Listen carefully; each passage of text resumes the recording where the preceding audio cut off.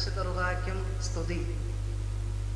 കർത്താവിൽ എത്രയും സ്നേഹമുള്ള ദൈവമക്കളെ, പരിശുദ്ധ സഭയുടെ കീഴിലത്തുള്ള സെന്റ് തോമസ് ധ്യാനകേന്ദ്രത്തിൻ്റെ 15ാമത് സുവിശേഷ മഹായോഗം 15 ദിവസം തുടർച്ചയായി നടത്തപ്പെടുകയാണ്. നവംബർ 20 മുതൽ ഡിസംബർ 4-ാം തീയതി വരെ എല്ലാ ദിവസവും വൈകുന്നേരം 7:30 മുതൽ 9 വരെ സുവിശേഷാഗ്നി എന്ന പേരിൽ ഈ മഹായോഗം നടത്തപ്പെടുന്നു. പ്രിയ ദൈവമക്കളെ, സെന്റ് തോമസ് റിട്രീറ്റ് സെന്റർ എന്ന യൂട്യൂബ് ചാനലിലൂടെ നിങ്ങൾക്ക് ഈ വചന ശുശ്രൂഷ ശ്രവിക്കാവുന്നതാണ്. ഇന്ന് ഉദ്ഘാടന സന്ദേശം തന്ന് നമ്മെ അനുഗ്രഹിക്കുന്ന 92 വയസ്സുവരെ അത്ഭുതകരമായി ദൈവം കരങ്ങളിലെടുത്ത് ഉപയോഗിച്ച ശ്രേഷ്ഠാചാര്യൻ, ശ്രേഷ്ഠ കാതോലിക്ക ആബൂൻമോർ ബെസേലിയസ് തോമസ് പ്രഥമൻ ബാവ തിരുമനസ്സിന് വേണ്ടി നമുക്ക് പ്രാർത്ഥിക്കാം. ശക്തിയും കൃപയും കരുണയും ഒഴുക്കണമേ, കർത്താവേ കരുണ ചൊരിയണമേ എന്ന് നമുക്ക് പ്രാർത്ഥിക്കാം. ഇന്ന് മുഖ്യ സന്ദേശം നൽകുന്ന ശ്രേഷ്ഠാചാര്യനെ സമർപ്പിക്കാം. ബഹുമാനപ്പെട്ട ടിജു വർഗീസ് അച്ഛനിലൂടെ ദൈവമേ അവിടുന്ന് സംസാരിക്കണമേ. 5 അപ്പം കരങ്ങളിലെടുത്ത് വാഴ്ത്തി നുറുക്കി അനേകായിരങ്ങൾക്ക് നൽകിയതുപോലെ ഇന്ന് സമൃദ്ധിയാകോളം വചനം കേട്ട് ആത്മാവിൽ ആനന്ദിക്കുവാൻ അപ്പാ ബഹുമാനപ്പെട്ട അഭിഷിക്തനെ കരങ്ങളിലെടുത്ത് ഉപയോഗിക്കണമെന്ന് അങ്ങയോട് ഞങ്ങൾ പ്രാർത്ഥിക്കുന്നു. ധ്യാനകേന്ദ്രത്തിൻ്റെ ഒരംഗമായി ചേർന്ന് നിൽക്കുമ്പോൾ ദൈവമേ അവിടുന്ന് അളവില്ലാതെ അനുഗ്രഹിക്കുന്ന കൃപയ്ക്കായി നന്ദി പറയുന്നു. വചനം കേൾക്കുന്ന സകല മക്കളെയും അവിടുന്ന് സ്പർശിച്ചു കൊണ്ടിരിക്കണമേ.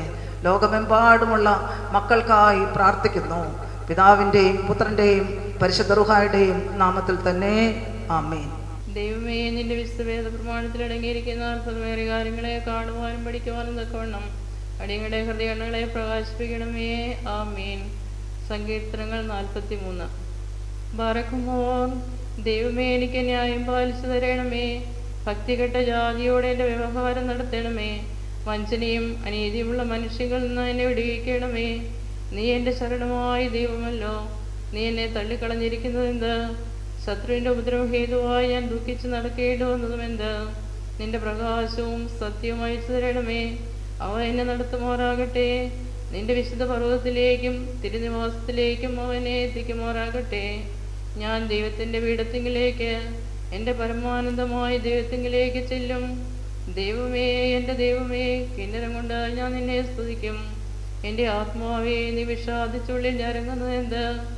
ദൈവത്തിൽ പ്രത്യാശ വയ്ക്കുക. അവൻ എൻ്റെ മുഖപ്രകാശ രക്ഷയും എൻ്റെ ദൈവമാകുന്നു എന്നിങ്ങനെ ഞാൻ ഇനിയും അവനെ സ്തുതിക്കും. ആമേൻ. ദൈവമേ, സ്തുതിക്ക് യോഗ്യമാകുന്നു. ബാറക്കുമോ. പിതാവിനും പുത്രനും പരിശുദ്ധ റൂഹായിക്കും സ്തുതി. നമ്മുടെ മേൽ തൻ്റെ കരുണയും മനോഗുണവും എന്നാളും വർദ്ധിക്കുമാറാകട്ടെ. ആമീൻ. ശ്രേഷ്ഠഭാവ തിരുമനസ്സുകൊണ്ട്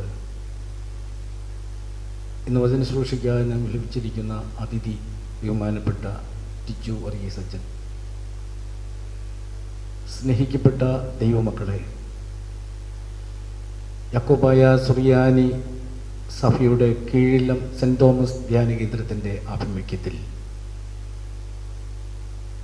15 ദിവസങ്ങളോളം നീണ്ടു നിൽക്കുന്ന സുവിശേഷ മഹായോഗത്തിൻ്റെ പ്രാരംഭം ശ്രേഷ്ഠഭാവയുടെ അനുഗ്രഹ പ്രഭാഷണത്തോടെ ആരംഭിക്കുകയാണ്.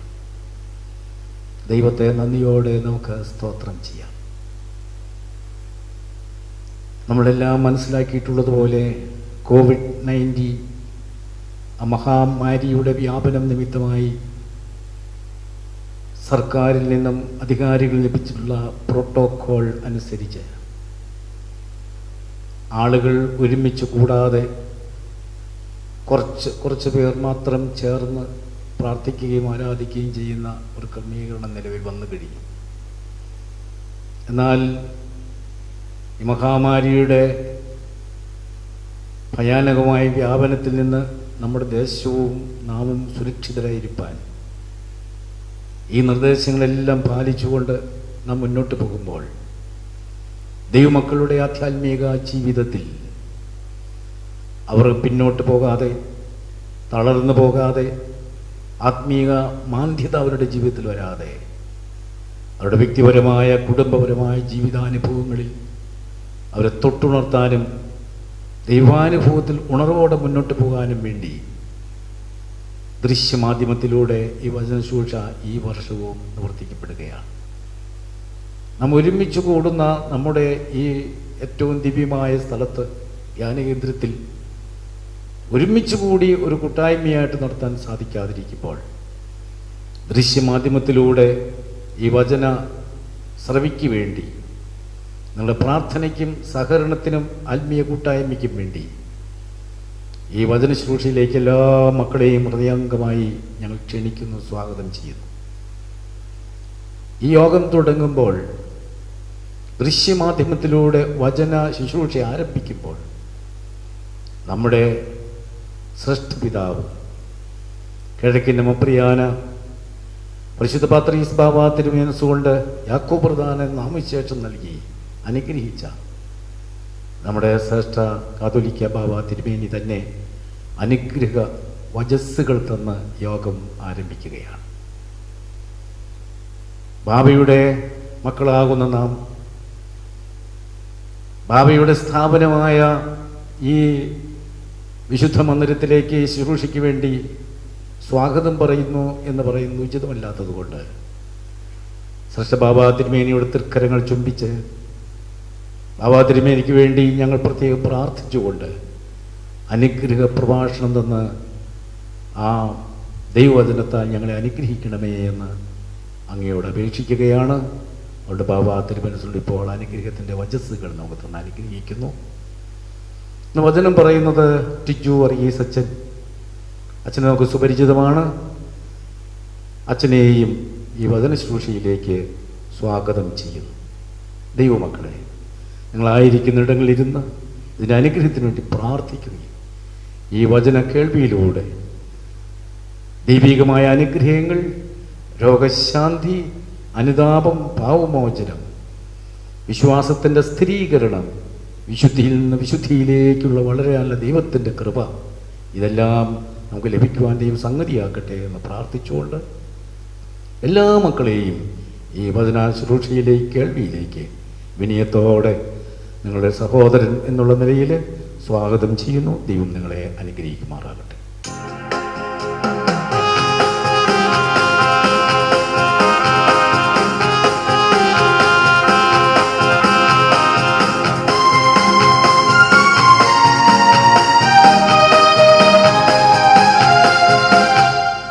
ഇത്രത്തോളം ചെയ്യുന്നെന്ന് ദൈവത്തിനു സ്തോത്രം, ഇതുവരെ കരുതിയ രക്ഷകനു സ്തോത്രം.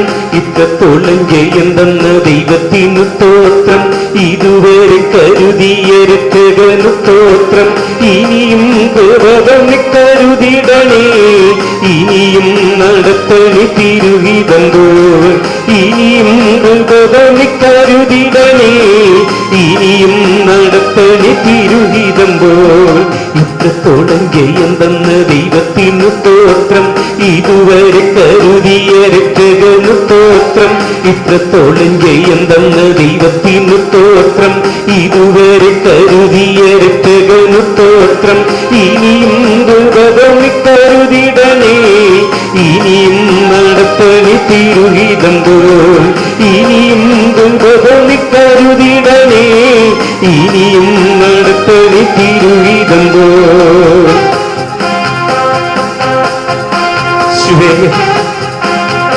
നിന്നതല്ലോ, നീ ഞങ്ങളെ നിർത്തിയതാണല്ലോ.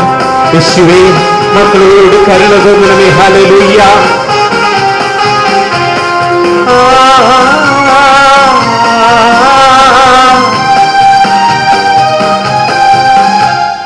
നിന്നതല്ല ദൈവം നമ്മെ നിർത്തിയതാ, നേടിയതല്ല ദൈവമെല്ലാം തന്നതല്ലേ.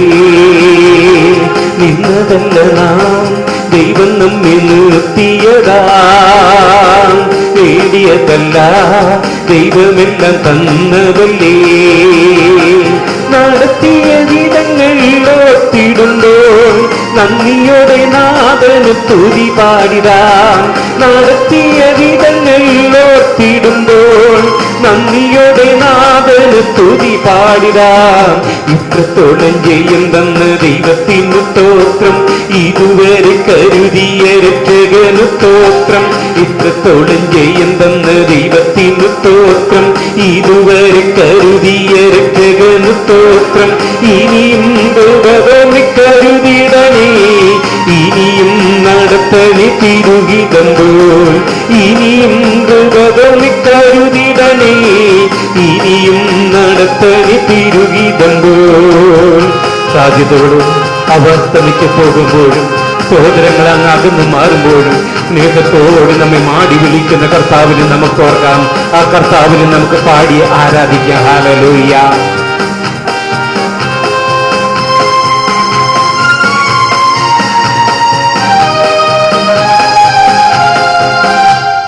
സാധ്യതകളോ അസ്തമിച്ചു പോയിടുമ്പോൾ, സോദരങ്ങളോ അകന്നങ്ങ് മാറിടുമ്പോൾ, സാധ്യതകളോ അസ്തമിച്ചു പോയിടുമ്പോൾ, സോദരങ്ങളോ അകന്നങ്ങ് മാറിടുമ്പോൾ, മേഘത്താൽ വീണ്ടെടുക്കുമേശുനാഥൻ സകലത്തിലും ജയം നൽകുമല്ലോ. മേഘത്താൽ വീണ്ടെടുക്കുമേശുനാഥൻ സകലത്തിലും ജയം നൽകുമല്ലോ. ഇത്രത്തോളം ജയം തന്ന ദൈവത്തിനു സ്തോത്രം, ഇതുവരെ കരുതിയ രക്ഷകനു സ്തോത്രം. ഇത്രത്തോളം ജയം തന്ന ദൈവത്തിനു സ്തോത്രം, ഇതുവരെ കരുതിയ രക്ഷകനു സ്തോത്രം. ഇനിയും കരുതിടണേ, ഇനിയും നടത്തണി തിരുഹിതമ്പോൾ.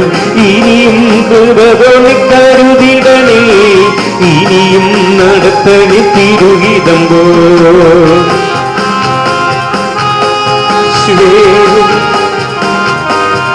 ഹല്ലേലൂയ.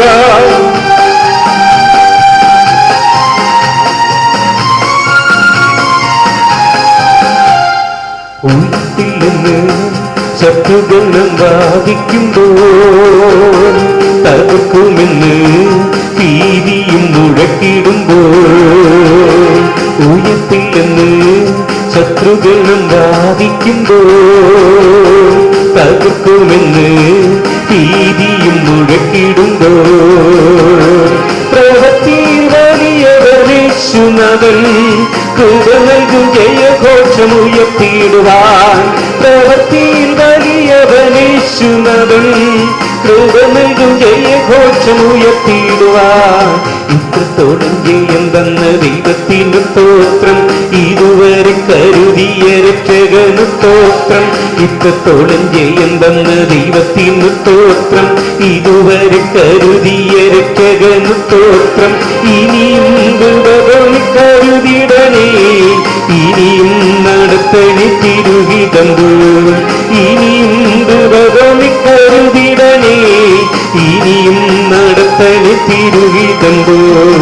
ഇത്രത്തോളം ജയം തന്ന ദൈവത്തിനു സ്തോത്രം, ഇതുവരെ കരുതിയ രക്ഷകനു സ്തോത്രം. ഇത്രത്തോളം ജയം തന്ന ദൈവത്തിനു സ്തോത്രം, ഇതുവരെ കരുതിയ രക്ഷകനു സ്തോത്രം. ഇനിയും കരുതിടണേ, ഇനിയും നടത്തണി തിരുഹിതമ്പോൾ.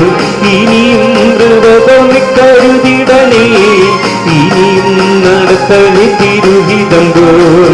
ഇനിയും കരുതിടണേ, ഇനിയും നടത്തണി തിരുഹിതമ്പോൾ.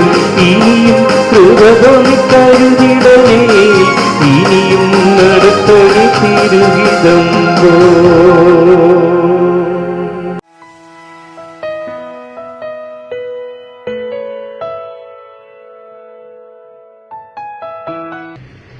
ഇതും സുവിശേഷ വേലയുടെ ഒരു ഭാഗമായി നാം കരുതുമ്പോൾ തന്നെ ദൈവം അത് അംഗീകരിച്ച് നിങ്ങളെ അനുഗ്രഹിക്കുകയും ചെയ്തു. പ്രോഗ്രാം ക്രമീകരിച്ച് അതുവഴി പരിശുദ്ധ സഭയുടെ പ്രശസ്തിക്കായി പ്രവർത്തിക്കുകയും ഇതുവഴി അനേകരെ ദൈവത്തിങ്കലേക്ക് ആകർഷിക്കുകയും ചെയ്യുവാൻ ഇടയായിത്തീരട്ടെ.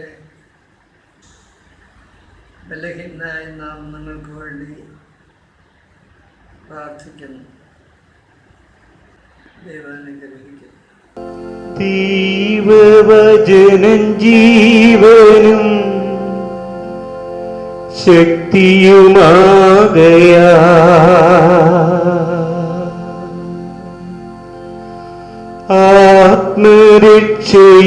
ആത്മരക്ഷയുണ്ടേവനും ഉള്ളത്തിൽ കൈക്കൊണ്ട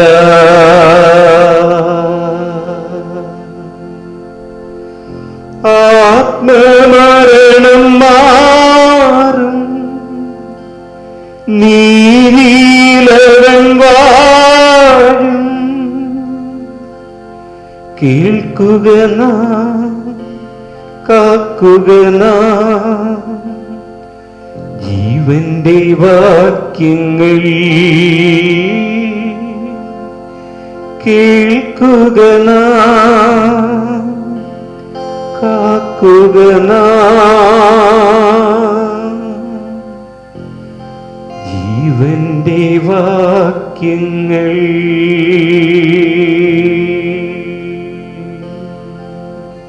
ത്രിയേക ദൈവതിരുനാമത്തിന് മഹത്വം ഉണ്ടായിരിക്കട്ടെ.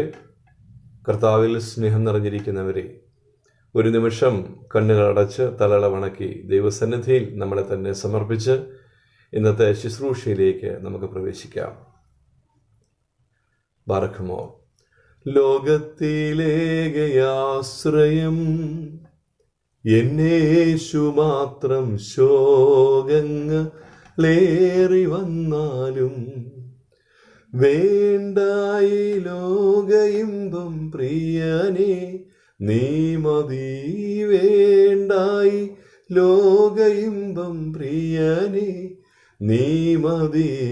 എന്നും വാഴ്ത്തിപ്പാടും ഞാൻ, എന്നും വാഴ്ത്തിപ്പാടും ഞാൻ. ഊറ്റവരായിരുന്നവ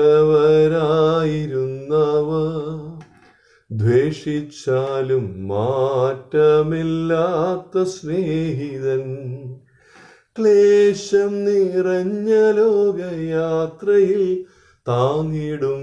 ക്ലേശം നിറഞ്ഞ ലോക യാത്രയിൽ താങ്ങിടും. വിൻശക്തിയാല് നിത്യവും, വിൻശക്തിയാല് നിത്യവും ലോകത്തിലേകയാശ്രയം എന്നേശു മാത്രം ശോകങ്ങളേറി വന്നാലും. ബാർക്കുമോ.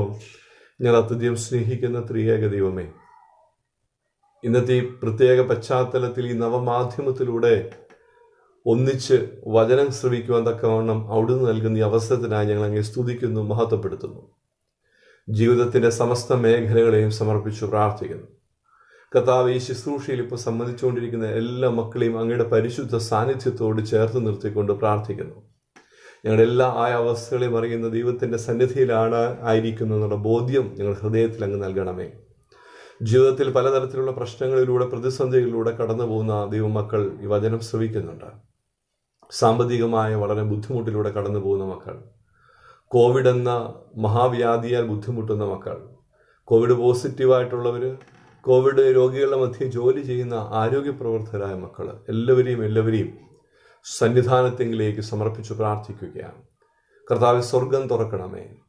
ഈ നവമാധ്യമത്തിലൂടെ ഞങ്ങൾ ഈ ശുശ്രൂഷയിലായിരിക്കുമ്പോൾ ഈ നിമിഷം അങ്ങയുടെ ആണിപ്പൊഴുതുള്ള കരം ഞങ്ങളുടെ നേരെ നീട്ടണമേ. ഞങ്ങളെ തൊടണമേ കർത്താവേ. ഞങ്ങൾക്ക് വേണ്ട വചനത്തെ അവിടുന്ന് നൽകണമേ കർത്താവേ. ഈ സുവിശേഷ യോഗത്തിൻ്റെ ആദ്യത്തെ ദിവസത്തിലേക്ക് ഞങ്ങൾ കടന്നു വന്നിരിക്കുകയാണ്. ഇനിയുള്ള ദിവസങ്ങളിലെല്ലാം കർത്താവേ, ഇത് വലിയ അനുഗ്രഹത്തിനും മാനസാന്തരത്തിനും ഒരു പുതുക്കത്തിൻ്റെ അനുഭവത്തിനും കാരണമാക്കി മാറ്റണമേ എന്ന് പ്രാർത്ഥിക്കുന്നു. യാക്കോബേ നിന്നെ സൃഷ്ടിക്കുകയും ഇസ്രയേലിനെ രൂപപ്പെടുത്തുകയും ചെയ്ത് ദൈവമാർത്താവ് അരുളി ചെയ്യുന്നു, ഭയപ്പെടേണ്ട, നിന്നെ ഞാൻ പേരൊല്ലി വിളിച്ചിരിക്കുന്നു, നീ എൻ്റേതാണ്. സമുദ്രത്തിലൂടെ നീ കടന്നു പോയാലും നിന്നെ മുക്കിക്കളയുകയില്ല, തീജ്വാലയിലൂടെ നീ നടന്നാലും അത് നിന്നെ ദഹിപ്പിക്കില്ലെന്ന് അരുളി ചെയ്ത ദൈവമേ, അങ്ങയുടെ ഉള്ളങ്കയിൽ വെച്ച് ഞങ്ങളെ സംരക്ഷിക്കണമെന്ന് പ്രാർത്ഥിക്കുന്നു. രാവും പകലും ഉറക്കത്തിലും ഉണർവിലൂടെ കാരുണ്യം, സംരക്ഷണം ഞങ്ങളോട് കൂടെ ഇരിക്കണമെന്ന് പ്രാർത്ഥിക്കുന്നു. സ്വസ്ഥമായി ശാന്തമായി ജീവിക്കാനുള്ള എല്ലാ കൃപകളും ഞങ്ങൾക്ക് നൽകണമെന്ന് പ്രാർത്ഥിക്കുന്നു. ഇന്നത്തെ വചനം കർത്താവെ, മാനുഷികമായ ശബ്ദം ഞങ്ങൾക്ക് കേൾക്കേണ്ട കർത്താവെ, അങ്ങ് പരിശുദ്ധാത്മാവിൻ്റെ കൃപയാൽ, അഭിഷേകത്താൽ ഞങ്ങളുടെ ഹൃദയത്തോട് ഇടപെടണമേ കർത്താവെ.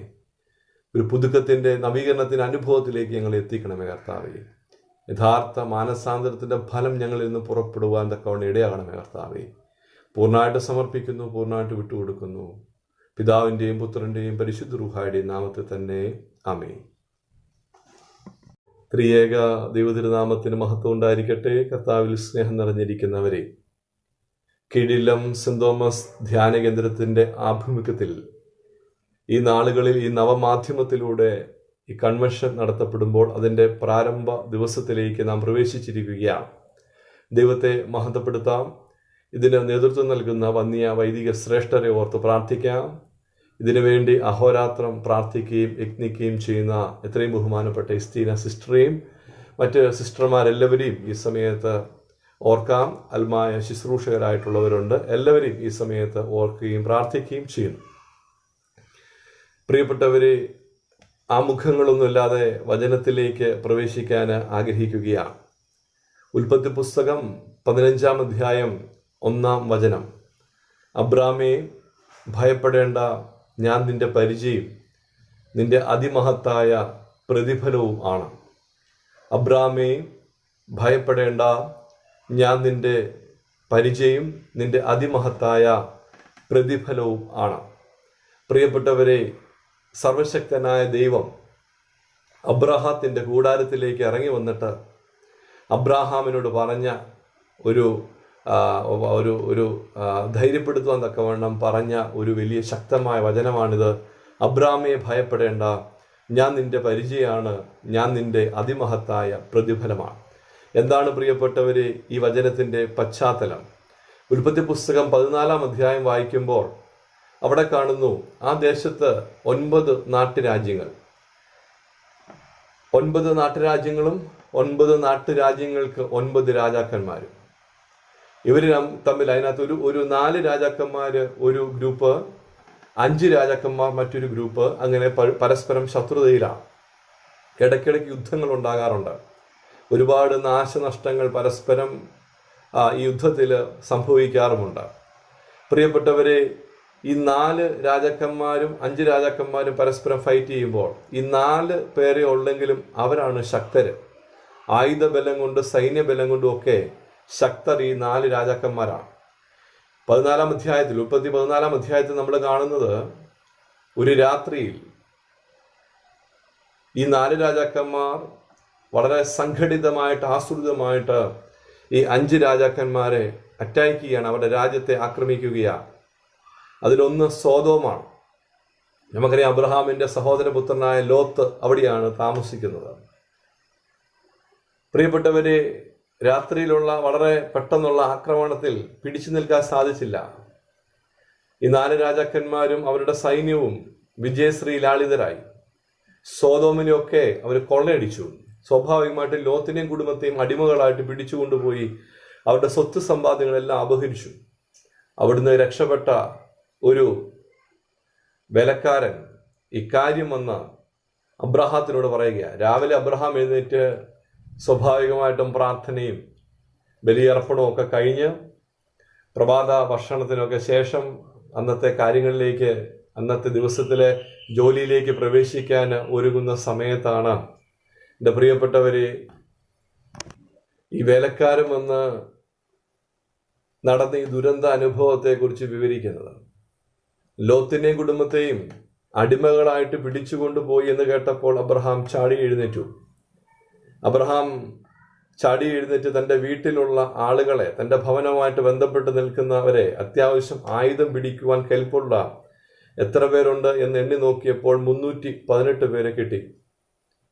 318 കേവലം 318 പേരെയും കൊണ്ട് 10,000-കണക്കിന് പടയാളികളുമായിട്ട് യുദ്ധം ചെയ്യാൻ വേണ്ടി അബ്രഹാം മുന്നും പിന്നും നോക്കാതെ ഇറങ്ങി തിരിച്ചു. അങ്ങനെ അവർ വിജയശ്രീ ലാളിതരായിട്ട് ആഘോഷമായിട്ട് ഈ 4 രാജാക്കന്മാരും സൈന്യവും പോകുമ്പോൾ അവരുടെ മധ്യേ അലറി വിളിച്ചുകൊണ്ട് അബ്രഹാമും ഈ 318 പേരും ഇറങ്ങിച്ചെന്നു, യുദ്ധം ചെയ്തു. ഈ 318 പേരുടെയോ അബ്രഹാമിൻ്റെയോ കഴിവല്ല, ദൈവം അവരുടെ കൂടെ ഇരുന്നത് കൊണ്ട് കേവലം 318 പേരെയും കൊണ്ട് 10,000-കണക്കിന് പടയാളികളെ തുരുത്തി ഓടിച്ച് അവരെ ആ യുദ്ധം ചെയ്യിച്ചു. അബ്രഹാമും കൂട്ടരും യുദ്ധം ചെയ്യിച്ചു. അവർ പിടിച്ചടക്കിയ സകലതിനെ വിമോചിപ്പിച്ചു, സകല മനുഷ്യരെ വിമോചിപ്പിച്ചു. ലോത്തിനെയും കുടുംബത്തെ വിമോചിപ്പിച്ചു. ലോത്തിനും കുടുംബത്തിന് നഷ്ടപ്പെട്ട സ്വത്ത് സമ്പാദ്യങ്ങളെല്ലാം തിരിച്ചു പിടിച്ചു. വൈകുന്നേരമായപ്പോൾ ലോത്തിനെയും കുടുംബത്തെയും സോദോമിൽ പഴയ സ്ഥലത്ത് കൊണ്ട് ആക്കി കാര്യങ്ങളെല്ലാം ഭംഗിയായിട്ട് ക്രമീകരിച്ചു, സ്വസ്ഥമാക്കി. അതിനുശേഷം അബ്രഹാം തിരിച്ച് തൻ്റെ കൂടാരത്തിലേക്ക് മടങ്ങി വന്ന് നല്ല ക്ഷീണമുണ്ട്. വന്ന് പ്രാർത്ഥനയൊക്കെ കഴിഞ്ഞ് ഭക്ഷണമൊക്കെ കഴിഞ്ഞ് നല്ല തണുപ്പുള്ള രാത്രി തൻ്റെ കൂടാരത്തിൽ ഉറക്കം വല്ലാതെ വരുന്നു. തൻ്റെ കൂടാരത്തിലേക്ക് ഉറങ്ങാൻ പോകുന്ന അബ്രഹാം കൂടാരത്തിനുള്ളിൽ വിശ്രമിക്കാൻ ഉറങ്ങാൻ കിടക്കുമ്പോഴാണ് ഈ വികാരം വിവേകത്തിന് വഴിമാറുന്നത്. എന്ന് പറഞ്ഞാൽ അബ്രഹാം ചിന്തിക്കുകയാണ്, താൻ എന്തൊരു മണ്ടത്തരമാണ് ഈ പകലിൽ കാട്ടിക്കൂട്ടിയത്. അതിപ്രഗത്ഭരായ 4 രാജാക്കന്മാർക്ക് താൻ ശത്രുവായിരിക്കുന്നു. അവർ തിരിച്ചടിക്കുന്നുള്ള ഒരു ഉറപ്പാണ്, അവരുടെ അഭിമാന പ്രശ്നമാണ്. അവർ വിചാരിച്ചാൽ തന്നെയും തൻ്റെ കുടുംബത്തെയും നിഷ്പ്രയാസ ഈ ഭൂമിയിൽ നിന്ന് തുടച്ചു നീക്കാൻ സാധിക്കും. കാരണം പെട്ടെന്ന് ആക്രമിച്ച് അവരെ തുരുത്തി ഓടിച്ചു, തോൽപ്പിച്ചു എന്നുള്ളത് ശരിയാണ്. പക്ഷെ അവരുടെ അഭിമാന പ്രശ്നമായിട്ട് കണ്ട് അവർ തിരികെ വന്ന് തന്നോട് യുദ്ധം ചെയ്യാൻ വന്നു കഴിഞ്ഞാൽ നിഷ്പ്രയാസം തന്നെയും തൻ്റെ കുടുംബത്തെയും ഈ ഭൂമിയിൽ നിന്ന് തുടച്ചു നീക്കാൻ അവർക്ക് വലിയ പ്രയാസമൊന്നുമില്ല. ഇത് ഓർത്തപ്പോൾ അബ്രഹാമിന് അങ്ങ് വല്ലാതെ ആകുലതയായി, ഉത്കണ്ഠയായി. ഉറക്കം വരാതെ ടെൻഷൻ അടിച്ച് അബ്രഹാം തൻ്റെ കൂടാരത്തിലൂടെ, അത് നല്ല തണുപ്പുള്ള രാത്രിയായിട്ടും പ്രിയപ്പെട്ടവരെ, വേർത്ത് കുളിച്ച് അബ്രഹാം വളരെ ഭയപ്പെട്ട് തൻ്റെ കൂടാരത്തിനുള്ളിലൂടെ നടക്കുമ്പോൾ സർവശക്തനായ ദൈവം ആ കൂടാരത്തിനുള്ളിലേക്ക് ഇറങ്ങി വന്നിട്ട് അബ്രഹാമിനോട് പറഞ്ഞ ആ വചനമാണ്, ആ അരുളപ്പാടാണ് ഉൽപ്പത്തി പുസ്തകം 15-ാം അധ്യായം 1-ാം വചനം. അബ്രഹാമേ, ഭയപ്പെടേണ്ട, ഞാൻ നിന്റെ പരിചയം നിന്റെ അതിസമ്പത്തായ പ്രതിഫലവുമാണ്.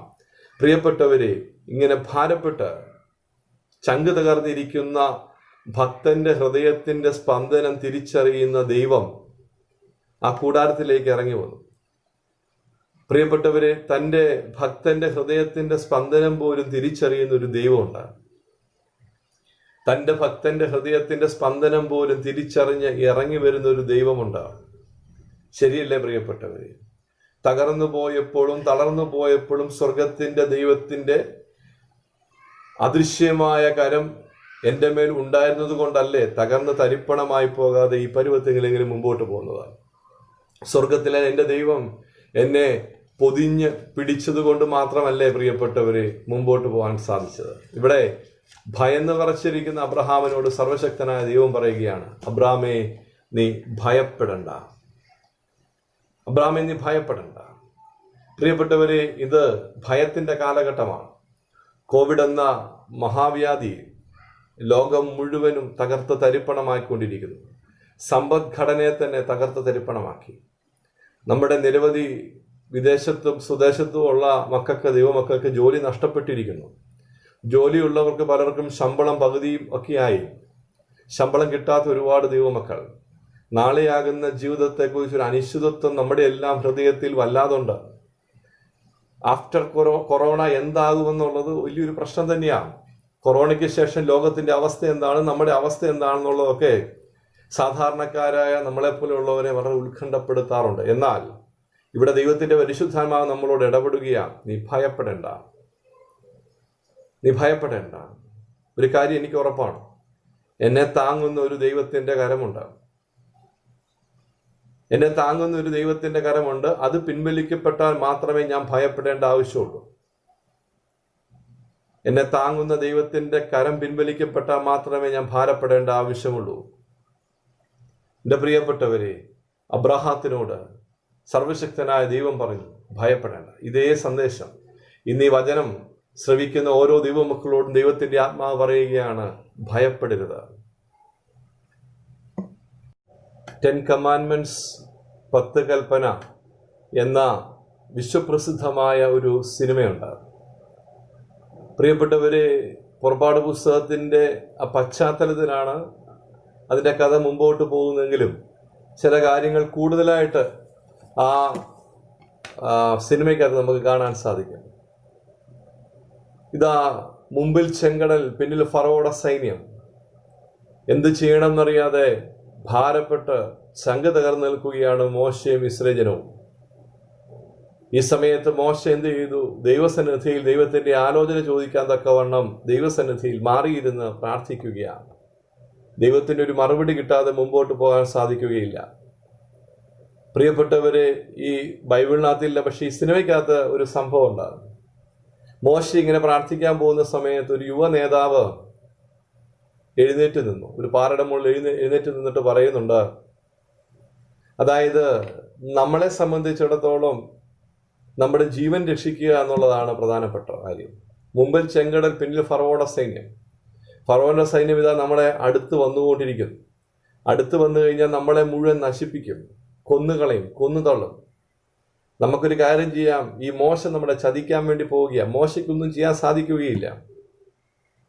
മോശ കള്ളത്തരം പറഞ്ഞ് നമ്മളെ വഴിതെറ്റിക്കുകയാണ്. ഒരു കാര്യം ചെയ്യാം, ഫറവോ ഇങ്ങോട്ട് വരുന്നതിന് മുമ്പ് തന്നെ നമുക്ക് അങ്ങോട്ട് ചെല്ലാം.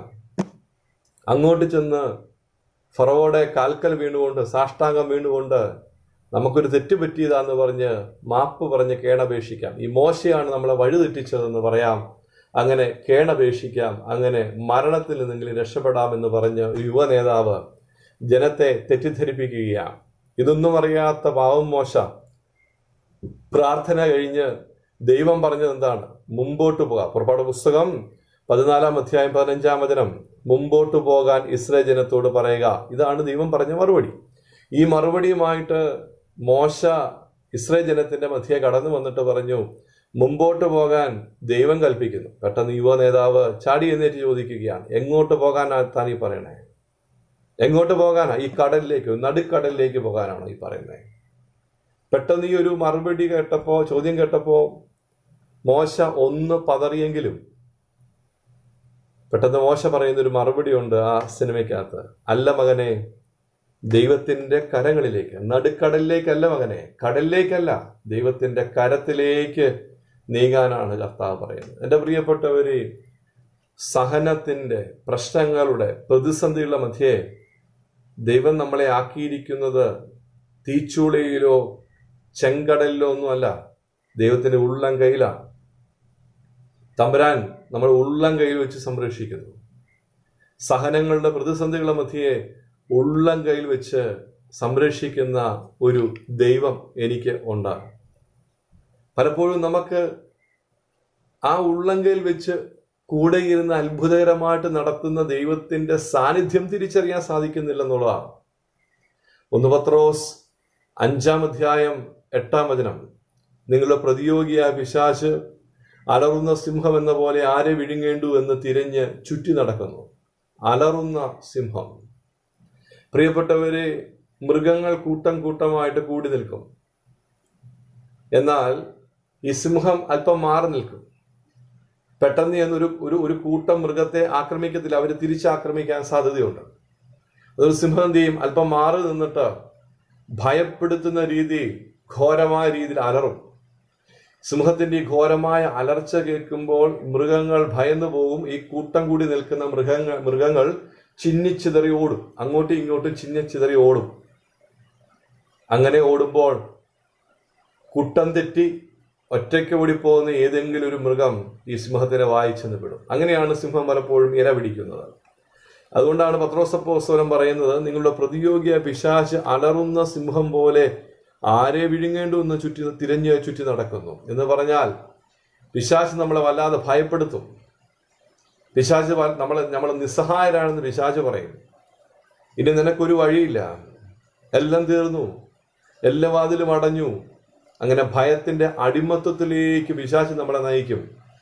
എന്നാ പ്രിയപ്പെട്ടവരെ, വിശ്വസിക്കുക, ഭയത്തിന്റെ അടിമത്വത്തിലേക്ക് നയിക്കപ്പെടേണ്ട വ്യക്തികളല്ല.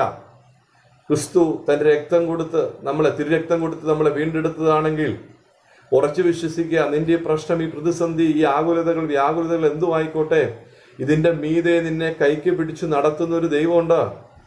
കാര്യം നിന്റെ വീണ്ടെടുപ്പുകാരൻ യേശു ക്രിസ്തുവാണ്.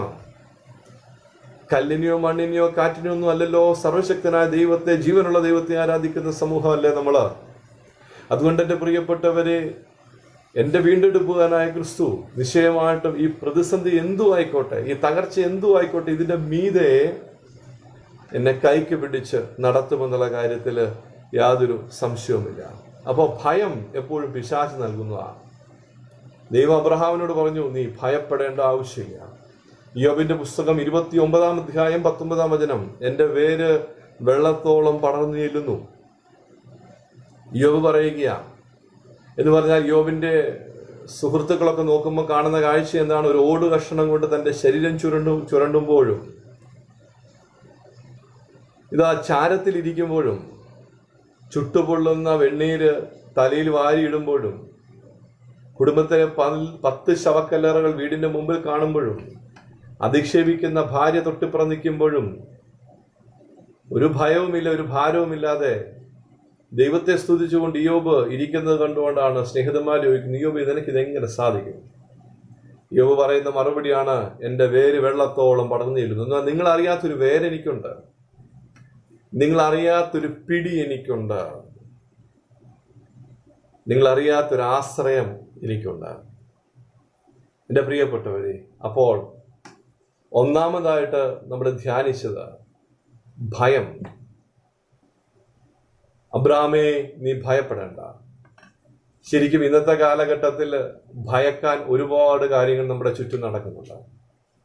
സഭയിലെ പ്രശ്നങ്ങൾ, അപ്പോൾ തന്നെ ഈ കൊറോണയുടെ ബുദ്ധിമുട്ടുകൾ, ഇതൊക്കെ നമ്മളെ വല്ലാതെ നാളെ ആകുന്ന ജീവിതത്തെ കുറിച്ച് വളരെ ഭയം ഉള്ളിൽ തോന്നിക്കുന്ന കാര്യങ്ങളാണ്. പക്ഷേ ദൈവത്തിൽ ആശ്രയിക്കുക, ദൈവമാണ് നിയന്ത്രിക്കുന്നതെന്നുള്ള ബോധ്യത്തിലേക്ക് വരിക, ദൈവ സാന്നിധ്യത്തിൽ സന്തോഷം കണ്ടെത്തുക. അപ്പോൾ ഇതെല്ലാം ക്രമീകരിക്കപ്പെടും പ്രിയപ്പെട്ടവരെ. അപ്പോൾ ഈ ഭയത്തിൽ നിന്ന് മോചനം ലഭിക്കാൻ തക്കവണ്ണം ദൈവസന്നിധി നമുക്ക് പ്രാർത്ഥിക്കാം. അപ്പൊ ദൈവം അബ്രഹാമിനോട് പറഞ്ഞു, അബ്രാമേ, നീ ഭയപ്പെടേണ്ട ആവശ്യം ഇല്ല. അബ്രാമേ, നീ ഭയപ്പെടേണ്ട ആവശ്യം ഇല്ല. രണ്ടാമതായിട്ട്, അബ്രാമേ ഭയപ്പെടേണ്ട, ഞാൻ നിന്റെ പരിചയമാണ്, ഞാൻ നിന്റെ പരിചയമാണ്. വളരെ ഭാരപ്പെട്ട് പ്രയാസപ്പെട്ടിരിക്കുന്ന അബ്രഹാമിനോട് ദൈവം പറയുകയാണ്, ഞാനാണ് നിന്റെ പരിച. നിന്റെ സംരക്ഷണം ഇരിക്കുന്നത് ഈ 318 പടയാളികളിലല്ല, ഞാനാണ് നിന്റെ പരിച. എന്റെ പ്രിയപ്പെട്ടവരെ, മറന്നു പോകരുത്, ദൈവം കെട്ടിയിരിക്കുന്ന സംരക്ഷണ വേലി പൊളിച്ച് നമ്മളെ തൊടാൻ ലോകത്തിൽ ആർക്കും ഒരു ശക്തിക്കും സാധിക്കത്തില്ല. ദൈവം എനിക്കും എൻ്റെ കുടുംബത്തിനും എനിക്കുള്ള സകലത്തിനും ചുറ്റും ഒരു വേലി കെട്ടിയാൽ, ദൈവം എൻ്റെ പരിചയമായിട്ട് മുമ്പിൽ വന്നു നിന്നാൽ പിന്നെ എന്നെ തൊടാൻ ഈ ലോകത്ത് ആർക്കാണ് സാധിക്കുന്നത്? യോബിന്റെ പുസ്തകം 1 അധ്യായം 8 വചനത്തിൽ കാണുന്നുണ്ട്, സാത്താൻ ഇയ്യോബിനെ നോക്കിയപ്പോൾ തന്നെ ദൈവം സാത്താനോട് ചോദിക്കുകയാണ്, നീ എൻ്റെ ദാസനായ യോബിന്റെ മേൽ ദൃഷ്ടി വെച്ചുവോ? യോബിന്റെ പുസ്തകം 1 അധ്യായം 10 വചനത്തിൽ സാത്താൻ കൊടുക്കുന്ന മറുപടിയുണ്ട്, നീ യോബിനും അവന്റെ ഭവനത്തിനും അവനുള്ള സ്ഥലത്തിനും ചുറ്റും വേലി കെട്ടി സംരക്ഷിച്ചിരിക്കുകയാണല്ലോ, അവന് തൊടാൻ സാധിക്കുന്നില്ല. അപ്പൊ ഈ വേലി കെട്ടി സംരക്ഷിച്ചു എന്ന് പിശാചിന് എപ്പോഴാണ് മനസ്സിലായ കാര്യം? യോബിനെ കയറി പരീക്ഷിക്കാൻ, അല്ലെ യോബിന്റെ ഭവനത്തിൽ, യോബിന്റെ ജീവിതത്തിൽ കയറിപ്പറ്റാൻ ഈ പിശാച് പലപ്പോഴും ശ്രമിച്ചിട്ട് അടുക്കാൻ പോലും സാധിക്കുന്നില്ല. അന്നേരമാണ് പിശാച് മനസ്സിലാക്കിയത്, ഇതാ ഒരു വേലി ദൈവം കെട്ടിയിട്ടുണ്ടാകും, പിശാചിന് പോലും അടുക്കാൻ സാധിക്കുന്നില്ല. പ്രിയപ്പെട്ടവരെ, അപ്പോൾ ദൈവമാണ് എൻ്റെ പരിച, ദൈവമാണ് എൻ്റെ സംരക്ഷണം. പലപ്പോഴും നമ്മുടെ ആശ്രയം ഇരിക്കുന്നത് മനുഷ്യനുമായി ബന്ധപ്പെട്ട ലോകപരമായ പല കാര്യങ്ങളിലുമാണ്. അതുകൊണ്ടാണ് പലപ്പോഴും നമ്മൾ തകർന്ന് തരിപ്പണമായി പോകുന്നത്. 2 കൊരിന്ത്യർ 4 അധ്യായം 7, 8, 9 വചനഭാഗം നമ്മളൊന്ന് വായിക്കുമ്പോൾ, സമയത്തിന്റെ പരിമിതി കൊണ്ട് വായിക്കുന്നില്ല, നിങ്ങളെടുത്ത് വായിക്കുക.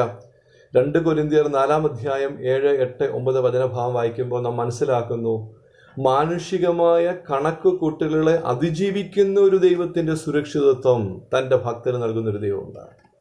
മാനുഷികമായ കണക്ക് കൂട്ടലുകളെ പോലും അതിജീവിക്കുന്ന ഒരു ദൈവത്തിന്റെ സുരക്ഷിതത്വം നമുക്ക് നൽകുന്ന ഒരു ദൈവമുണ്ട്.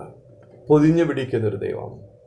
എൻ്റെ പ്രിയപ്പെട്ടവരെ, ജോസഫ് എന്ന ഉപദേശി, ആ ഉപദേശി തിരുവല്ല ആണ് തിരുവല്ല അടുത്താണ് താമസിച്ചുകൊണ്ടിരുന്നത്. അദ്ദേഹം വാടകയ്ക്കാണ് താമസിച്ചുകൊണ്ടിരുന്നത്. 3 പെൺകുട്ടികളുണ്ട്.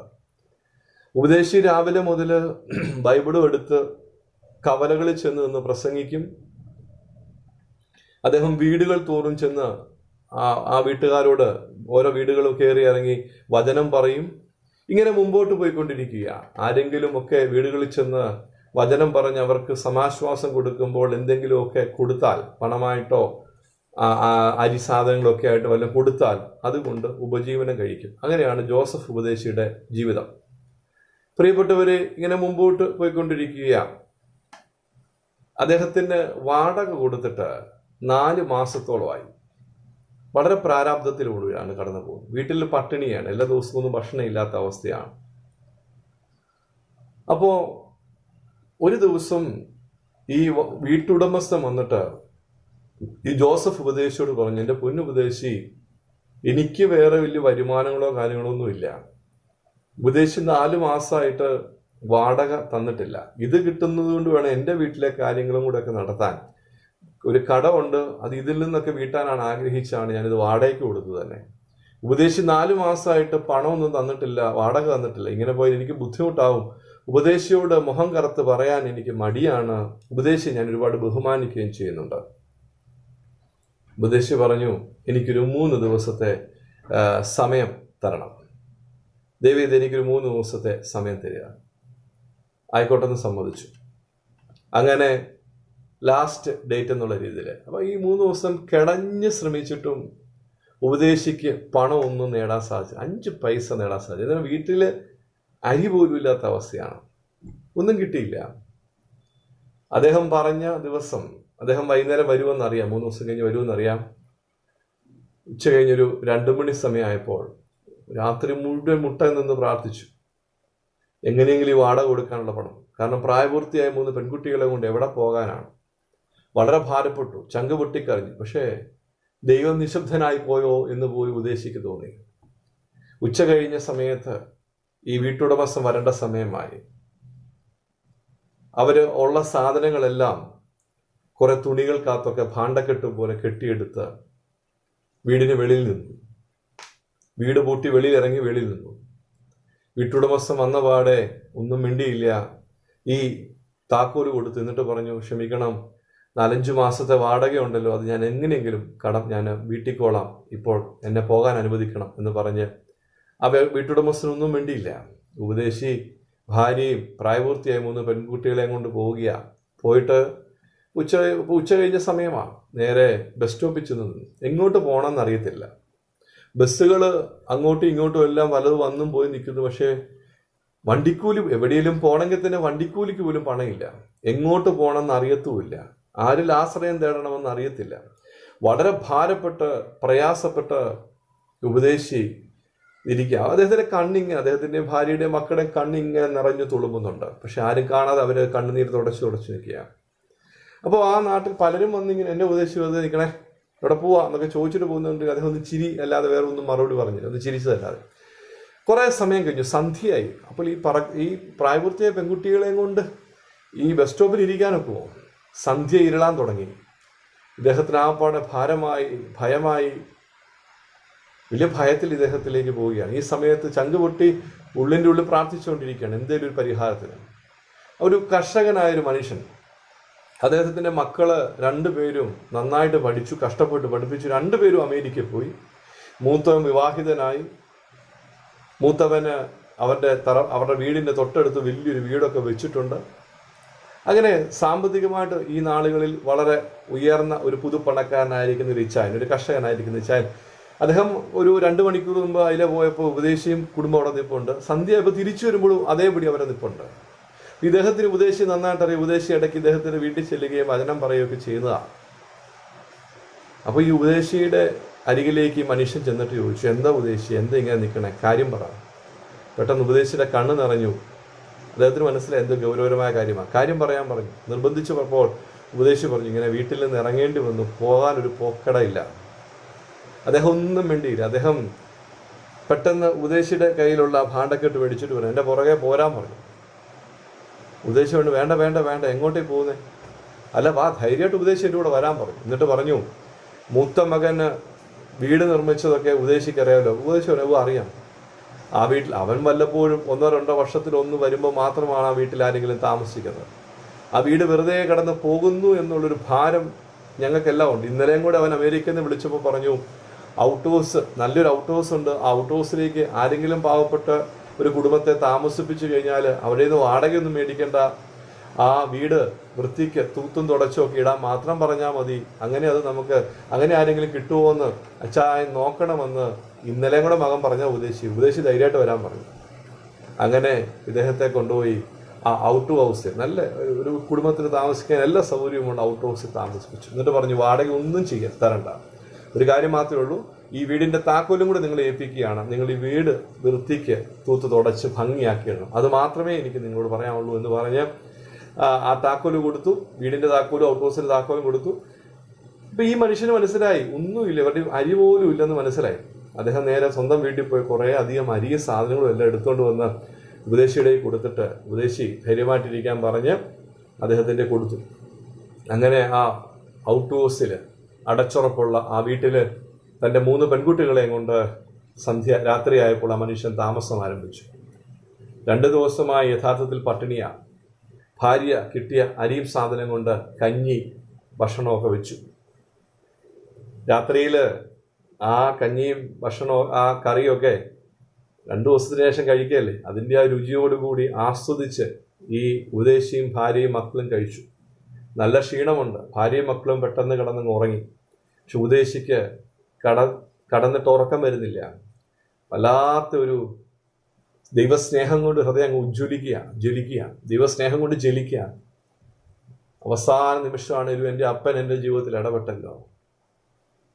പാതിരാത്രിയിൽ ഉറക്കം വരാതെ കടന്ന അദ്ദേഹത്തിന് പെട്ടെന്ന് കിട്ടിയ ഒരു പ്രചോദനത്തിൽ ചാടി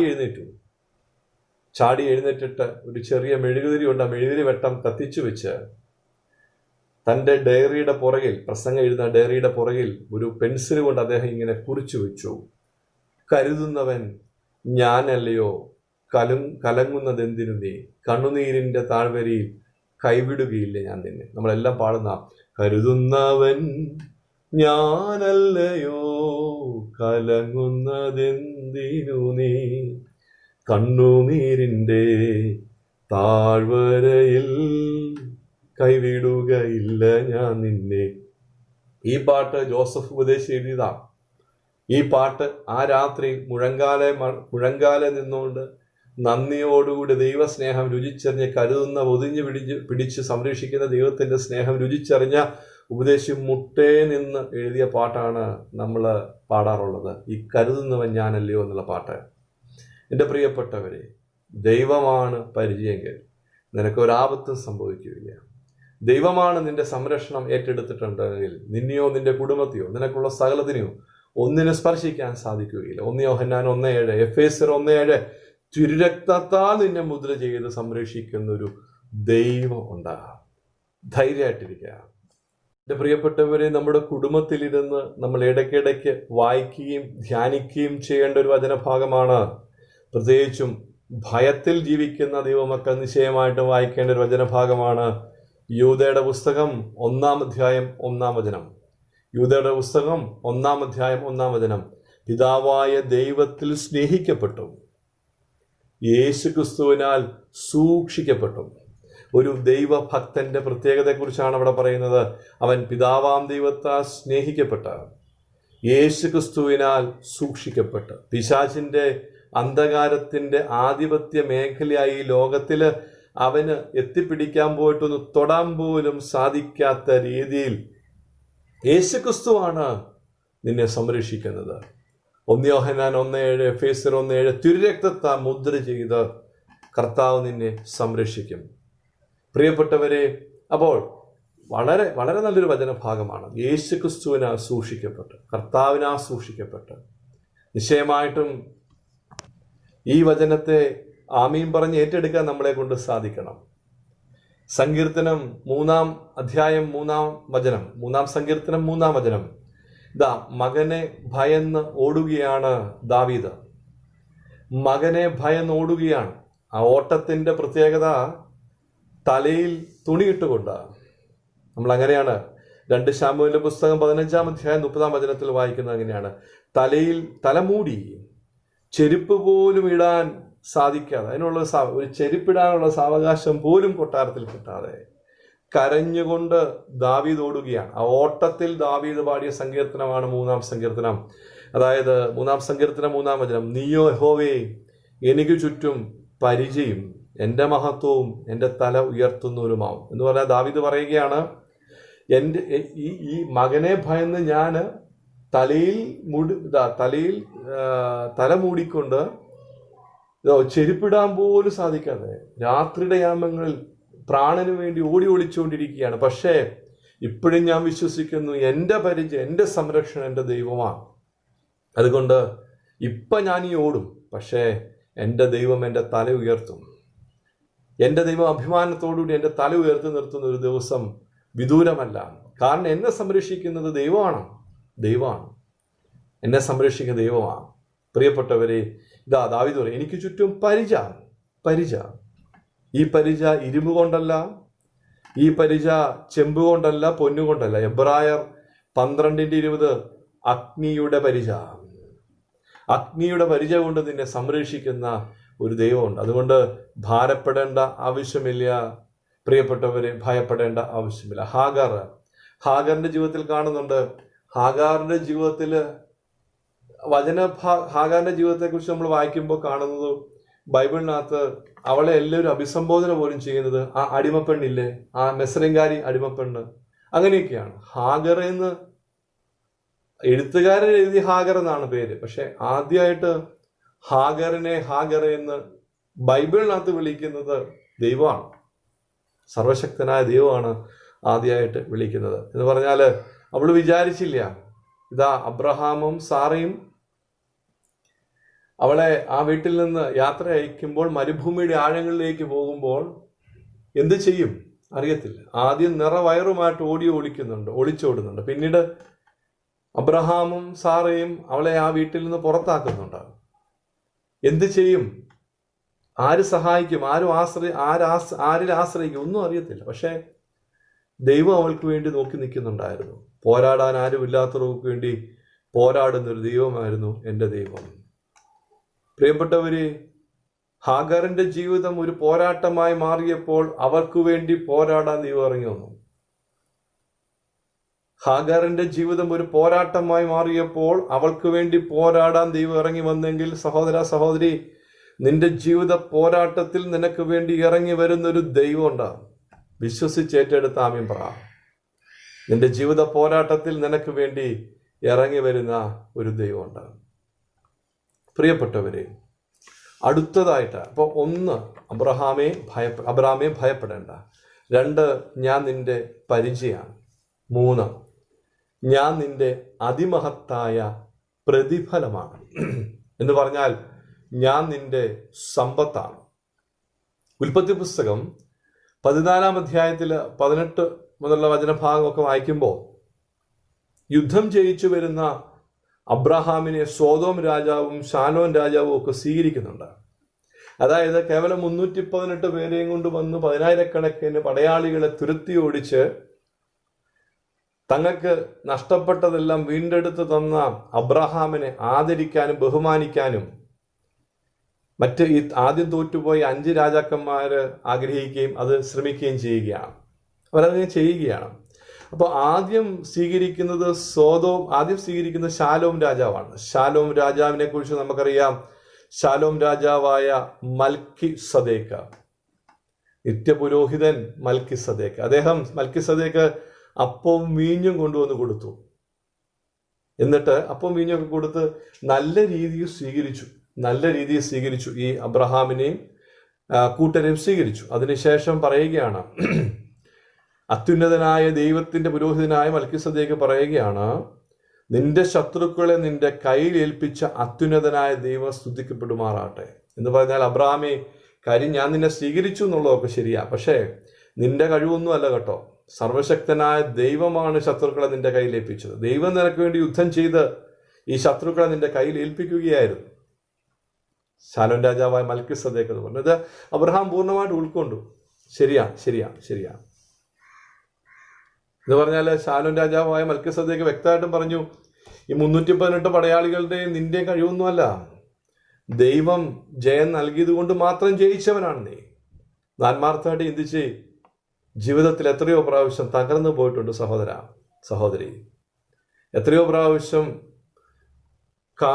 ഇടറിപ്പോയിട്ടും വീഴാതെ, വീണിട്ടും തകർന്ന് തരിപ്പണമായി പോകാതെ ഈ പരുവത്തിലെങ്കിലുമൊക്കെ ഇപ്പോഴും ഇങ്ങനെ ജീവിക്കാൻ സാധിക്കുന്നത് സർവശക്തനായ ദൈവം തൻ്റെ കരം എൻ്റെ മേൽ വെച്ച് എന്നെ അത്ഭുതകരമായിട്ട് നടത്തുന്നത് കൊണ്ട് മാത്രമല്ലേ. സർവശക്തനായ ദൈവം തൻ്റെ കരം എൻ്റെ മേൽ വെച്ച് എന്നെ അത്ഭുതകരമായിട്ട് നടത്തുന്നത് കൊണ്ട് മാത്രമല്ല ഈ പരുവത്തിലെങ്കിലും ഇപ്പോഴും ജീവിക്കാൻ സാധിക്കുന്നത്. ശാലോം രാജാവായ മൽക്കിസദേക്ക് അബ്രഹാമിനോട് പറഞ്ഞു, നിന്റെ കഴിവൊന്നുമല്ല കേട്ടോ, ദൈവം നിന്റെ കൂടെ ഇരുന്നത് കൊണ്ട്. ശരിയാട്ടോ, ഇന്ന് ഈ നിമിഷം ചിന്തിക്കുക, ആമയും പറഞ്ഞ് സ്വീകരിക്കുക. എൻ്റെ കഴിവോ എൻ്റെ പ്രാഗൽഭ്യമൊന്നുമല്ല. വീട്, മക്കള്, കൊച്ചുമക്കള്, ഈ സ്വത്ത്, ജോലി അല്ലെ ബിസിനസ്, ഇതൊന്നും എൻ്റെ കഴിവോ എൻ്റെ സമ്പത്തൊന്നുമല്ല. ദൈവം കൂടെ ഇരുന്ന് നടത്തുന്നത് കൊണ്ട് മാത്രം. അടുത്തതാണ് ശ്രദ്ധിക്കേണ്ട കാര്യം. അടുത്തത് സ്വീകരിക്കാൻ വരുന്നത് സോദോം രാജാവാണ്. സോദോം രാജാവ് വളരെ ബുദ്ധിമാനായൊരു മനുഷ്യനാണ്. ഈ സോദോം രാജാവ് അബ്രഹാമിനെ പതുക്കെ ആളുകൾ വലിയ കാര്യമായിട്ട് സമ്മാനങ്ങളൊക്കെ കൊടുത്ത് സ്വീകരിച്ചു. അതിനുശേഷം അല്പം മാറ്റി നിർത്തിയിട്ട് പറഞ്ഞു, അതേ, നിനക്ക് ഞാൻ ഇപ്പൊ ഒരുപാട് സ്വത്ത് സമ്പാദ്യങ്ങളൊക്കെ എൻ്റെ നീ പിടിച്ചടക്കില്ലോ, അതൊക്കെ നീ എടുത്തു. എൻ്റെ കയ്യിൽ ഇനി ഒരുപാട് സ്വത്ത് സമ്പാദ്യങ്ങളൊക്കെ ഉണ്ട്, അതൊക്കെ വലിയ ആസ്തി എനിക്കുണ്ട്, ഇനിയും അതൊക്കെ കുറേയും കൂടെ നിനക്ക് ഞാൻ തരാം. നീ അടിമകളായിട്ട് അവർ കൊണ്ടുപോയി പിടിച്ചെടുത്ത കുറെ ആവശ്യമുള്ള ആളുകളൊക്കെ നീ എടുത്തു, നീ നിന്റെ ഇഷ്ടത്തിന് അടിമകളായിട്ട് തന്നെ എടുത്തു. പക്ഷെ ഒരു കാര്യമുണ്ട്, നിന്റെ ഈ 318 പടയാളികൾ എനിക്ക് തന്നേക്കാമോ? സോദോം രാജാവിന്റെ ചിന്ത എന്താണെന്നറിയാമോ? യുദ്ധം ചെയ്യാൻ അറിയാത്ത ഈ അബ്രഹാം ഈ 318 പേരെയും കൊണ്ടുപോയി 4 രാജാക്കന്മാരെ തറപറ്റിച്ചെങ്കിൽ, അവരുടെ സൈന്യത്തെ 10,000 അംഗങ്ങളുള്ള സൈന്യങ്ങളെയും തറപറ്റിച്ചെങ്കിൽ, ഈ 318 ഇത്ര മിടുക്കരായ പടയാളികളെ എൻ്റെ കയ്യിലോട്ട്, ഈ ആളുകളെ എൻ്റെ കയ്യിലോട്ട് കിട്ടിയാൽ ഞാൻ ഈ ലോകം തന്നെ കീഴടക്കും. കണ്ടോ ഓരോ മനുഷ്യന്റെ ചിന്ത, ഞാനെന്ന ഭാവം, ഞാൻ എൻ്റേത്, എനിക്ക്. കണ്ടോ, ഇതിന് അബ്രഹാം പറയുന്നൊരു മറുപടി ഉണ്ട്. നിന്റെ സമ്പത്ത് പോയിട്ട്, ഉൽപ്പത്തി പുസ്തകം 14-ാം അധ്യായം 22-ാം വചനം, നിന്റെ സമ്പത്ത് പോയിട്ട്, നിന്റെ ചെരുപ്പിന്റെ വാറ് പോയിട്ട് ഒരു ചരട് പോലും നിന്റേതായിട്ട് എനിക്ക് വേണ്ട. എനിക്കെൻ്റെ ദൈവം മാത്രം മതി. സ്വത്തും വേണ്ട, സമ്പാദ്യം വേണ്ട, അധികാരവും വേണ്ട, അടിമകളെ വേണ്ട, ഒന്നും വേണ്ട, എനിക്കെൻ്റെ ദൈവം മാത്രം മതിയെന്ന് സോദോം രാജാവിനോട് അബ്രഹാം ഏറ്റുപറഞ്ഞെങ്കിൽ,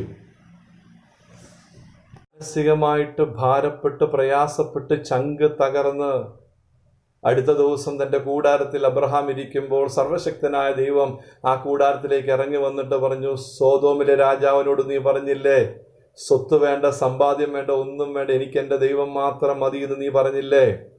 അബ്രഹാമേ, അതുകൊണ്ട് ഇന്നു മുതൽ ഞാനാണ് നിന്റെ സമ്പത്ത്,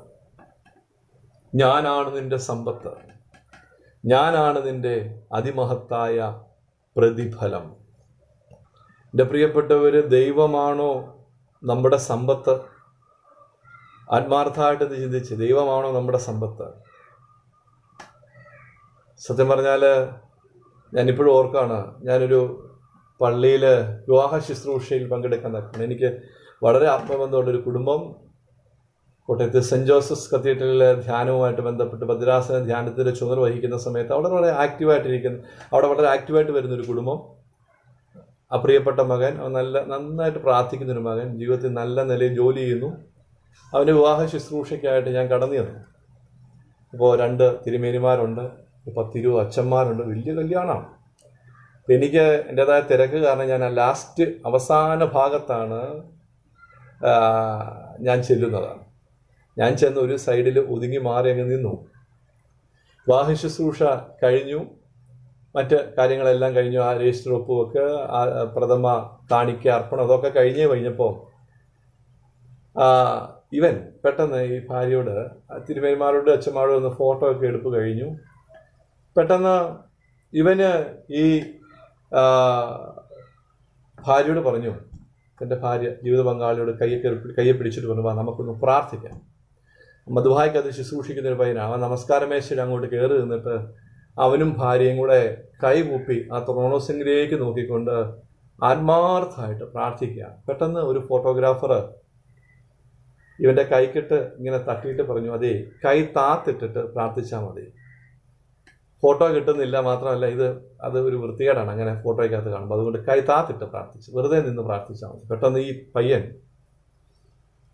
അത്രയും അച്ഛന്മാരും തിരുമേനിമാരും ഒക്കെ നിൽക്കുമ്പോൾ അവൻ ഒരു നിമിഷം അവൻ്റെ സകല നിയന്ത്രണം പോയി. അവൻ വളരെ ഷൗട്ട് ചെയ്തുകൊണ്ട് ആ ഫോട്ടോഗ്രാഫറോട് ഭയങ്കരമായിട്ട് ദേഷ്യപ്പെട്ട് പറഞ്ഞിടോ, ഈ ത്രോണോസിന്റെ മുമ്പിൽ വന്നു നിന്ന് മുഴങ്കാലും അടക്കി കണ്ണുനീരൊഴുക്കി കൈകൂപ്പി പിടിച്ച് നേടിയിട്ടുള്ളതൊക്കെ എൻ്റെ ജീവിതത്തിലുള്ളൂ. എടോ, ഈ ത്രോണോസിന് മുമ്പിൽ വന്ന് മുഴങ്കാലെ നിന്ന് കൈകൂപ്പി കണ്ണുനീരോടെ കൈകൂപ്പി പിടിച്ച് നേടിയിട്ടുള്ളതൊക്കെ എൻ്റെ ജീവിതത്തിലുള്ളൂ. അതൊക്കെ മാറ്റി വെച്ചിട്ട് എന്ത് ഫോട്ടോ ഇടും, മാറയ്ക്കെന്ന് പറഞ്ഞു. ദേഷ്യപ്പെട്ടു, മാറ്റി നിർത്തി ആ ഫോട്ടോഗ്രാഫറെ. അവൻ ശരിയില്ല എൻ്റെ പ്രിയപ്പെട്ടവരെ.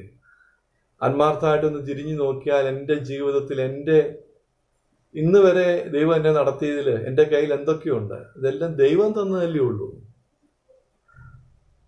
ഇത്രയും നാളത്തെ എൻ്റെ ജീവിതത്തിൽ എൻ്റെ ഡൊണേഷൻ എന്താണ്? ഒരു 5% എൻ്റെ പ്രയത്നം കൊണ്ട് ഞാൻ നേടിയെടുത്തത്. ബാക്കി 95% എൻ്റെ ദൈവം എനിക്ക് തന്നതാണ്. അതല്ലാതെ എന്തുണ്ട്? ദൈവമാണ് എൻ്റെ സമ്പത്ത്. ഞാൻ ഓർക്കുന്നുണ്ട്, ദരിദ്രരായ ഒരു കുടുംബം, വളരെ ദാരിദ്ര്യ അവസ്ഥയിലൂടെ കടന്നു പോകുന്ന ഒരു അക്രൈസ്തവ കുടുംബം. പള്ളിയിൽ നിന്ന് 2 പെൺകുട്ടികളാണ് അവർക്ക്. പള്ളിയുടെ അടുത്ത് താമസിക്കുന്ന അക്രൈസ്തവരായ കുടുംബമാണ്. അപ്പൻ തളർന്നു കിടക്കാണ്, അമ്മയ്ക്ക് കൂലിപ്പണിക്കൊക്കെ പോയാണ് വീട്ടിലെ കാര്യങ്ങൾ നടത്തുന്നത്. 30 വയസ്സായിട്ട് മൂത്ത പെൺകുട്ടിയെ വിവാഹം കഴിച്ചയക്കാൻ അവരെ കൊണ്ട് സാധിച്ചില്ല. ആ പള്ളിയുടെ നേതൃത്വത്തിൽ ആ പെൺകുട്ടിയെ വിവാഹം കഴിച്ചയക്കാനുള്ള ക്രമീകരണങ്ങളെല്ലാം ചെയ്തു. അവരൊന്നും അറിഞ്ഞില്ല, എല്ലാം പള്ളിയാണ് ചെയ്തത്. വിവാഹത്തിൻ്റെ അന്ന് അവിടുത്തെ ചുമതലക്കാരനായ വികാരി അച്ഛനായതുകൊണ്ട് ഞാനും അവർ പറഞ്ഞനുസരിച്ച് കടന്നു ചെന്നു. ഞാൻ അവിടെ ചെന്ന് പ്രാർത്ഥിച്ച് ആ പെൺകുട്ടിയെ വിവാഹത്തിന് അയച്ചു. തളർന്നു കിടക്കുന്ന അപ്പൻ്റെ ഇരിക്കൽ വിവാഹത്തിന് പോകുന്ന മുമ്പ് കാലത്തൊട്ട് അനുഗ്രഹം മേടിച്ച സമയത്ത് ഈ അപ്പൻ കണ്ണുനീരോടെ മറ്റേ ഇളയ പെൺകുട്ടി അപ്പൻ്റെ 2 കൈയും എടുത്ത് ചേച്ചിയുടെ വിവാഹ പെണ്ണിൻ്റെ തലയിലേക്ക് വെച്ചു. എന്നാൽ ഈ അപ്പൻ സംസാരിക്കാൻ, തളർന്നു കിടക്കാമെങ്കിൽ സംസാരിക്കാൻ മനുഷ്യൻ സാധിക്കും. അദ്ദേഹം പറയാണ്, വളരെ പതിഞ്ഞ ശബ്ദത്തിൽ പറയാം, മോളെ എൻ്റെ കയ്യിൽ തരാൻ ഒന്നുമില്ലല്ലോ മോളെ, എൻ്റെ കയ്യിൽ തരാൻ ഒന്നുമില്ല, എൻ്റെ മക്കൾക്ക് തരാൻ എൻ്റെ കയ്യിൽ ഒന്നുമില്ല കേട്ടോ, എൻ്റെ പ്രാർത്ഥന മാത്രമേ ഉള്ളൂ കേട്ടോ. മരണം വരെ ഈ കിടന്നുകൊണ്ട് അപ്പൻ എൻ്റെ മോളുടെ കുടുംബത്തിന് വേണ്ടി, എൻ്റെ മോളുടെ ജീവിതത്തിന് വേണ്ടി പ്രാർത്ഥിക്കും കേട്ടോ. അതല്ലാതെ ഒന്നും തരാൻ, ഒരു രൂപ തൊട്ട് പോലും തരാൻ എൻ്റെ ഇല്ല കേട്ടോ. എൻ്റെ മരണം വരെ എൻ്റെ മക്കൾക്ക് വേണ്ടി ഞാൻ പ്രാർത്ഥിക്കും കേട്ടോ. അത് മാത്രമേ ഉള്ളൂ കേട്ടോ തരാൻ. ഞാൻ പറയും, ഏറ്റവും ഭാഗ്യവതിയായ ഒരു മകളാണത്. കുറേ പണം സ്വർണം കൊടുക്കുന്നതിലൊക്കെ, മോളെ നിനക്ക് വേണ്ടി പ്രാർത്ഥിക്കാൻ ഞാനുണ്ട് കേട്ടോ എന്ന് പറഞ്ഞ് ഒരു മകളെ കൈക്ക് പിടിച്ച് ഇറക്കി വിടുന്ന വിവാഹ മണ്ഡപത്തിലേക്ക്, അല്ലെ വിവാഹ ശുശ്രൂഷയിലേക്ക് കയറ്റിവിടുന്ന അപ്പനും അമ്മയാണ്. ശരിക്കും ആ മകൾ ഭാഗ്യവതിയായ മകളാണെന്ന് ഞാൻ പറയും. അതോടൊപ്പം തന്നെ നാം ചിന്തിക്കേണ്ട മറ്റൊരു കാര്യമുണ്ട്. നമ്മുടെ കുടുംബത്തിന് എല്ലാ സുഖ സൗകര്യങ്ങളും ഉണ്ട്. നമ്മുടെ മക്കൾക്ക് നമ്മളെല്ലാം കൊടുത്താണ്, എല്ലാ സുഖ സൗകര്യത്തിലും ഒരു അല്ലലും അലച്ചിലും ഇല്ലാതൊക്കെ നമ്മുടെ മക്കളെ വളർത്തുകയാണ്. പക്ഷെ ദൈവത്തെ കൊടുക്കുന്നുണ്ടോ? ദൈവത്തെ കൊടുക്കാൻ സാധിക്കുന്നുണ്ടോ? ഇന്നത്തെ കാലഘട്ടത്തിൽ എൻ്റെ പ്രിയപ്പെട്ടവര്, 100 കണക്കിന് കേസസ്, അതായത് ഉയർന്ന വിദ്യാഭ്യാസമുള്ള, നല്ല ജോലിയിൽ പ്രവേശിച്ചിട്ടുള്ള മക്കളാണ്, നല്ല ബുദ്ധി വൈഭവമുള്ള മിടുക്കരായ പിള്ളേർ. പക്ഷെ ജീവിതത്തിൽ ഒരു ചെറിയ തിരിച്ചടി വരുമ്പോൾ തകർന്ന് തരിപ്പണമായി ഇല്ലാതായി പോവാണ്. കാര്യം ആന്തരിക ബലമില്ല. പ്രാർത്ഥിക്കുന്നവനെ ആന്തരിക ബലമുള്ളൂ. നമ്മുടെ മക്കൾക്ക് ദൈവം ഇത് ദൈവത്തെ കൊടുത്ത് വളർത്തണം കേട്ടോ. നമ്മുടെ സമ്പത്ത്, നമ്മുടെ കുടുംബത്തിൻ്റെ ആസ്തി, നമ്മൾ ഉണ്ടാക്കി വെക്കുന്ന ബാങ്ക് ബാലൻസ്, വസ്തുവകകളൊക്കെ നമ്മുടെ മക്കൾക്ക് നമ്മൾ കൊടുക്കുന്ന പോലെ അതിലും പ്രധാനമായിട്ട് ദൈവത്തെ കൊടുക്കാൻ നമ്മെ കൊണ്ട് സാധിക്കണം. അപ്പൻ്റെ അമ്മയുടെ മക്കളോട് ഈ പ്രാർത്ഥിക്കട എന്ന് പറഞ്ഞൊന്നും അവർ പ്രാർത്ഥിക്കത്തില്ല. അപ്പൻ്റെ അമ്മയുടെ പ്രാർത്ഥന കണ്ടിട്ട് മക്കൾക്ക് പ്രാർത്ഥിക്കാൻ തോന്നണം. അപ്പൻ്റെ പ്രാർത്ഥന കണ്ടിട്ട്, അമ്മയുടെ പ്രാർത്ഥന കണ്ടിട്ട് എൻ്റെ അപ്പൻ്റെ ദൈവം ഇല്ലാതെ, എൻ്റെ അമ്മയുടെ ദൈവം ഇല്ലാതെ എനിക്കും ജീവിക്കാൻ ഒക്കത്തില്ലെന്ന് അവർക്ക് തോന്നണം. അപ്പൻ പള്ളിയിൽ പോകുന്നത് കണ്ടിട്ട്, അമ്മ പള്ളിയിൽ പോകുന്നത് കണ്ടിട്ട് ഈ ദൈവം ഇല്ലാതെ എനിക്കും ജീവിക്കാൻ ഒക്കത്തില്ലെന്ന് അവർക്ക് തോന്നണം. പ്രിയപ്പെട്ടവരെ, അപ്പോൾ ദൈവമായിരിക്കണം നമ്മുടെ സമ്പത്ത്. നമ്മുടെ തലമുറകൾക്ക് നമ്മൾ പകർന്നു കൊടുക്കേണ്ട ഏറ്റവും പ്രധാനപ്പെട്ട സമ്പത്ത് പണമോ അല്ലെങ്കിൽ ബാങ്ക് ബാലൻസോ അല്ലെങ്കിൽ കാറോ അല്ലെങ്കിൽ വസ്തുവകകളൊന്നും അല്ല, ദൈവമായിരിക്കണം. നമ്മുടെ ജീവിതാനുഭവം, നമ്മുടെ ദൈവാനുഭവം നമ്മുടെ മക്കൾക്ക് പകർന്നു കൊടുക്കാൻ എൻ്റെ പ്രിയപ്പെട്ടവരെ നമ്മളെ കൊണ്ട് സാധിക്കണം. അപ്പോൾ അബ്രഹാമിനോട് ദൈവം പറയുകയാണ്, അബ്രഹാമേ ഞാനാണ് നിന്റെ സമ്പത്ത്. എൻ്റെ പ്രിയപ്പെട്ടവരെ, ചങ്കക്കൈ വെച്ചോട് പറയാൻ സാധിക്കണം, എൻ്റെ സമ്പത്ത് എൻ്റെ കർത്താവാണ്. എൻ്റെ തലമുറകൾക്ക് ഞാൻ കൈമാറാൻ പോകുന്ന സമ്പത്ത് എൻ്റെ കർത്താവാണ്. എൻ്റെ വിശ്വാസമാണ്.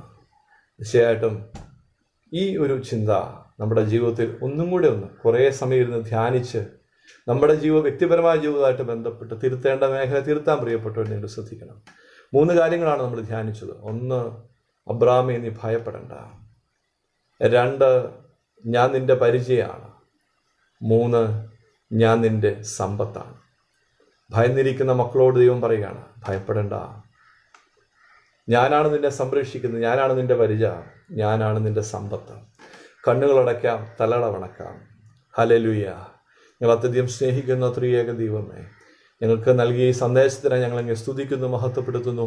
അങ്ങയുടെ സന്നിധിയിലേക്ക് പൂർണ്ണമായിട്ട് ഞങ്ങളുടെ എല്ലാ അവസ്ഥകളെ സമർപ്പിച്ചു പ്രാർത്ഥിക്കുന്നു. കൃപ കൊണ്ട്, ശക്തി കൊണ്ട് ഞങ്ങളെ നിറയ്ക്കണമേ, ബലപ്പെടുത്തണമേ, കൂടിയിരിക്കണമേ, വഴി നടത്തണമേ. ഭയപ്പെടേണ്ട.